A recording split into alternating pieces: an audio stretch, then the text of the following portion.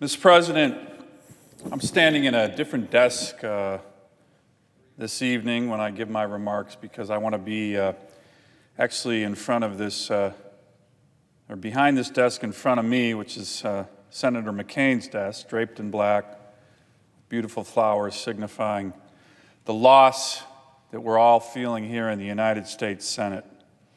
And as we've heard from so many in this chamber all week, this evening in particular, Senator John McCain's passing represents not only an incalculable loss to his family, his dear wife Cindy, and friends, and a legion of admirers across the world, but to his colleagues here in the U.S. Senate, Democrats and Republicans, and to the institution of the Senate itself, where he served as a model of honor and integrity and character for 31 years. Now, Mr. President, there are so many people who served with him much longer and knew him much better than I did. And I've been watching the speeches, the wonderful, passionate, and emotional words from my colleagues like Senator Graham, Lindsey Graham, his best friend here in the Senate this afternoon, Senator Whitehouse, a good friend of Senator McCain's, a good friend of mine, who I met through many trips with Senator McCain, Leader McConnell, Senator Sass. So many have been coming down to the floor. The tributes on the Senate floor and in the newspapers across the country have been inspiring, and they've been true, talking about a man of courage, a steadfast patriot, American hero, a warrior of indomitable spirit, who not only believed in American exceptionalism, but inspired millions of Americans and millions of people across the globe to believe in it as well. And as I've watched and listened,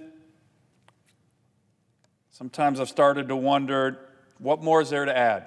There's been a lot said, especially from a freshman senator who hadn't served with John nearly as long as most in this august chamber. But if Senator John McCain taught us anything, it was to speak when you feel compelled to speak.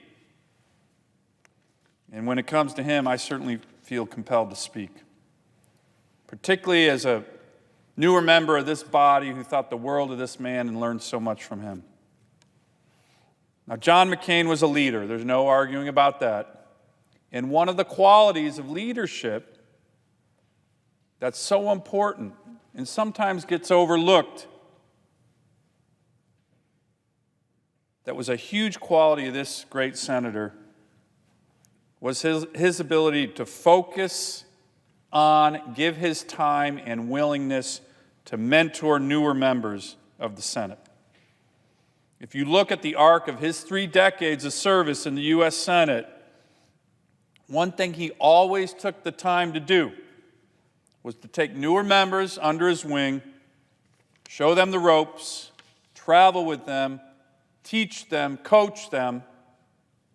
And of course, this takes time, this takes effort, this takes energy, it takes initiative. And we're all busy here in the United States Senate. But this was and is a really important hallmark of the McCain legacy. Critical. And it's a bipartisan legacy, Mr. President. Just look at the senators who have come to the floor to speak about Senator McCain. Look at some of the newer senators who have come to the floor. Senator Whitehouse, Klobuchar, Ernst, Sass, Graham, of course. So many who have had that privilege, the great privilege of having John McCain actually take an interest in them and spending his precious time and energy on their well-being and careers here in the Senate. Mr. President, one of the true honors of my life was having John McCain as a friend and a mentor here in the U.S. Senate. And you know, at the time this happens, at the time this was happening, you don't always think about it too much. But now as we look here at his desk, I'm just so grateful that I had these experiences. Like most things with John McCain, it wasn't a subtle experience. In fact, a lot of the time I didn't feel I had a choice in the matter. My first month in the Senate in January 2015, like a lot of the new senators, I was pretty clueless here, quite clueless. Rules, faces, names, votes.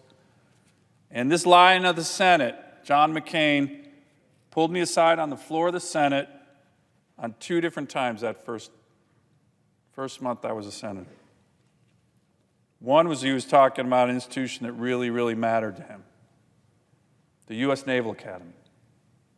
And he said to me, Dan, you know what, under federal law, the chairman of the Armed Services Committee, which he was, sits on the board of all the service academies, or his designee.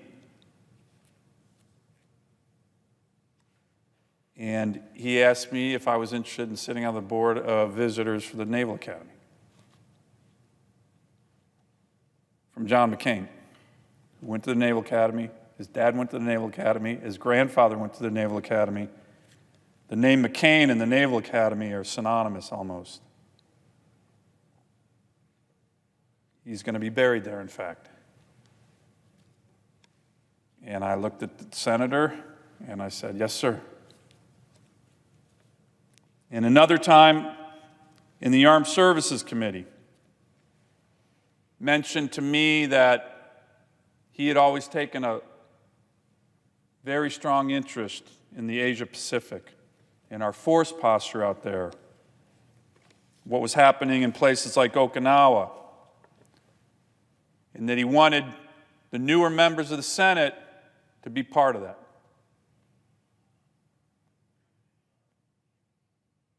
Reaching out to new senators, I want you to do this. I'm going to travel to the region. I want you to come with me. I mean, unbelievable. And I said yes, sir, to that. So like so many here, and we've talked about it, we went to these places. Just a couple months later, I had the incredible honor of traveling to Vietnam with Senator McCain, with Senator Reid from Rhode Island, Senator Ernst from Iowa, and that's a trip I'll never forget. We actually went to the Hanoi Hilton, where it's been talked about a lot this past week, where John McCain suffered, was tortured. There's a tribute in that place of torture, not really a tribute, but it's got pictures of him. And we walked in and we looked at this, and there were Americans, a couple Americans in front reading about this. And they turned around and they saw John McCain. And 2 of them just started crying.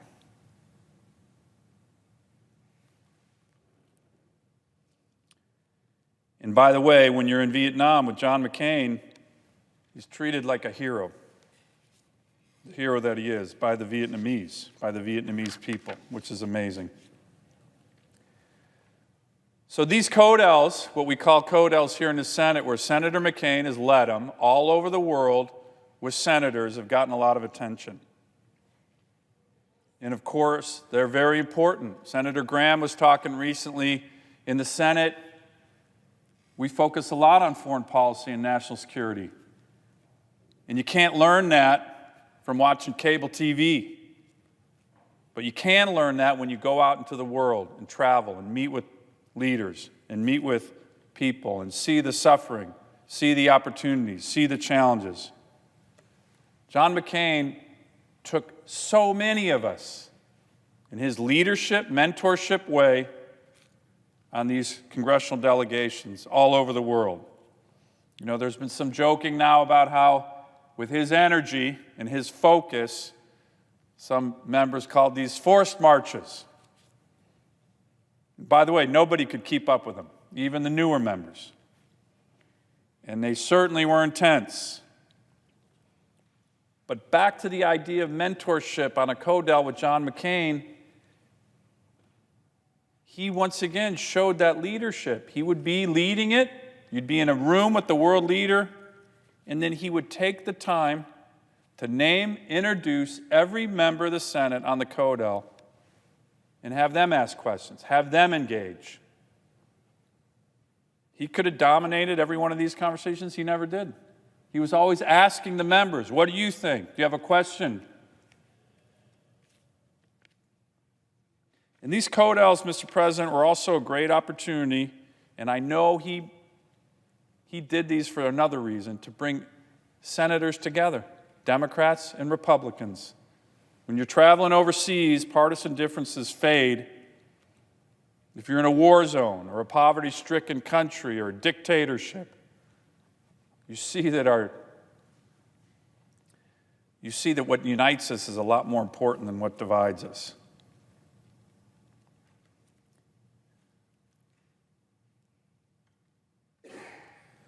So bottom line, he clearly saw part of his mission is to work with, mentor the next generation of senators for responsibilities that he clearly cared so much about, particularly on foreign policy and national security. Now, I like to talk a little bit about my class, the class that was elected in 2014. We had 13 new senators in that class. The presiding officer is a member of that class. It's a great class. A lot of energy, a lot of youth. Of the 13 members of the class of 2014 who joined the Armed Services Committee, if you look at it right now, there's 8 who are on it. 8. That's John McCain in action as the chairman of that committee, the former chairman of that committee. Taking senators, newer senators, getting them on that committee to focus and learn about the world. And there's been numerous articles and commentary that, particularly in the realm of foreign policy and national security, the passing of this great senator has left a huge void in the U.S. Senate. And I couldn't agree more. The combination of service and sacrifice and moral authority and military and combat experience and a deep, unabiding conviction about America's role in the world makes him a unique U.S. Senator, unmatched by anyone in this body. But one of the things about leadership, again, Mr. President, is I believe Senator McCain knew this, which is one of the reasons he's focused so much on the issues of mentoring other senators over the years to prepare this body and the next generation of senators, whether on the Armed Services Committee, whether as part of another institution he led for many, many years, the International Republican Institute, in making sure and being ready that when this day happened, other senators who were taught and mentored and encouraged by John McCain would be focused on issues that he cared so much about, like the indispensable role of America and the U.S. Senate in making the world a better place. Mr. President, a mentor is, of course, almost by definition, a teacher. So many of us have learned so much from him. Much has been said about this, and I'm sure that over the years we'll learn more and more about what Senator McCain taught us. I'd like to highlight 2 areas where I personally learned so much from John McCain. First was how to fight for what you believed in. When you look at the arc of John McCain's life, his whole life, whether in the Hanoi Hilton or on the Senate floor, it was about fighting for what you believed in. Now, pretty much everybody in this body has had a scrap with John McCain. And when you did it, you had to be ready to fight with all you had because he was so passionate and intense. On the Armed Services Committee, I had a bit of a tradition with him. Prior to the markup of the National Defense Authorization Act, I would go and have a one-on-one meeting with him on some provisions that he might not like that I was trying to get in the bill. These were mostly behind closed doors battles, some of which got a little heated, fingers pointed, voices raised. Won a few, lost a lot more than I won. But it was never personal for John McCain. He was a warrior, and as he often said, a fight not joined is a fight not enjoyed. When he took a stand, he could be unwavering, but he was always willing to listen to reason and to compromise when the reasoning was convincing and the principles sound, regardless of who was making the case, a Democrat or Republicans. We are Americans first, Americans last, and Americans always, he once said. Let us argue our differences, but remember, we are not enemies, but comrades together in a war against a real enemy. And Mr. President, he always fought with honor, and he always kept his word.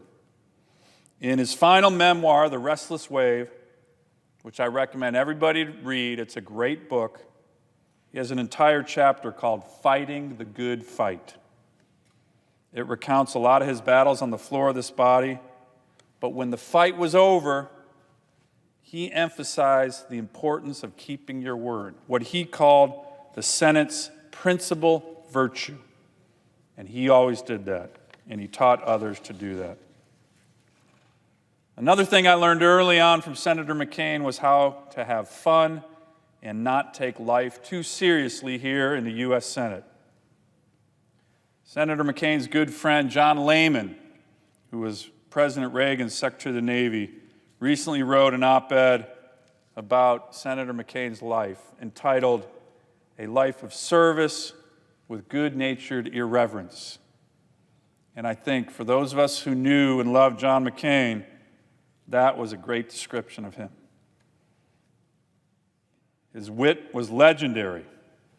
And after a while, I learned that if you were a target of it, it was ultimately a term of endearment, although it could take some getting used to. Senator Sass was just on the floor talking about some of this, some of the barbs, some of your first engagements with the senator. I first met John McCain 4 years ago. I remember the meeting like it was yesterday. I was a huge fan. I had read books about him. I had read books by him. I was here as a candidate for the U.S. Senate, had recently won my primary, and I was meeting senators at one of our lunches. Senator Murkowski, my colleague from Alaska, was taking me around, introducing me to a number of Republican senators. And she said, "Oh, Dan, have you ever met John McCain?" And I said, "No, gosh, I'd be honored to meet him." So walk up to Senator McCain, and of course I was a bit nervous, and my colleague from Alaska, Senator Murkowski, was introducing me and telling a little about my background, and said I was a Marine and I was in the reserves commanding a battalion, and Senator McCain looked at me and very serious and said, "Wow, that's interesting, Dan. I almost joined the Marines." And I said, "Really, Senator?" He said, "Yeah, I almost joined the Marines, but the Marines told me I wasn't qualified." And I said, "Really, why weren't you qualified?" And as I was asking this question of him, I noticed other senators gathering around, all smiling. He said, "Why wasn't I qualified?" "Because I knew who my parents were." Of course, everybody laughed. Senator McCain laughed. I realized I and my beloved Marine Corps had just been insulted by John McCain in a first of what would be many jokes. Only later did I know, and Senator Graham was talking about that this Marine joke was one of many in the McCain repertoire. I've heard it many times now, and since, it always gets a laugh. But these jokes are a great part of his wonderful personality. Irreverent wisecracks that keep people humble, keep them laughing, even about serious topics. I remember when I was in Vietnam with Senator McCain. We were actually at the lake in Hanoi where he had been shot down and parachuted into this lake. And there's a statue. There's actually a statue of John McCain coming out of the lake. And the language is in Vietnamese. And he said, "You know, I really don't like this statue. I can't stand it. Do you know why, Dan? No, I have no idea, John. Look at what it says. John McCain, Major, United States Air Force. Then he let a few choice words out that I can't say here on the Senate floor. He says, I wasn't a major in the United States Air Force. I was a commander in the U.S. Navy. Even in the twilight of his life, the wit and wisecracks were as strong as ever. I had the honor of visiting Senator McCain about 6 weeks ago in Arizona with his wonderful wife, Cindy. We were talking about the National Defense Authorization Act that we were getting ready to sign, that we were getting ready to vote on, that was named after him. And I was getting ready to leave, and I said, John, I just want you to know all your Senate colleagues really, really miss you. And he hadn't said much during the conversation. He looked at me and said, Dan, that's a lie. Again, after all he'd been through, he still had a lightness of being and wit and laughter. He still knew how to love the world, to appreciate it in all its humor, splendor, and creativity.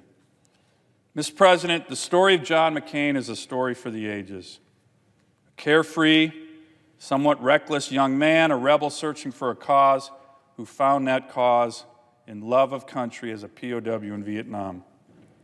A person who underwent unimaginable pain and suffering, and yet came back better for it and loved America more for it, and wanted most of all to pass that down, that love, that sense of service, to the next generation.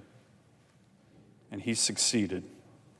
Let me close by quoting the same Robert Louis Stevenson poem that Senator McCain recited during his father's funeral service. Here he lies where he longed to be, home as a sailor, home from the sea, and the hunter home from the hill. To Cindy McCain and the whole McCain family, please be assured of our continued prayers and deepest condolences for your loss. We miss John McCain so much, as we know you do. And to my friend John McCain, Godspeed, Semper Fidelis, fair winds and following seas.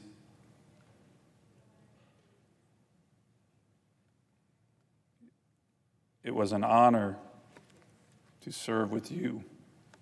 You will always be with us. I yield the floor.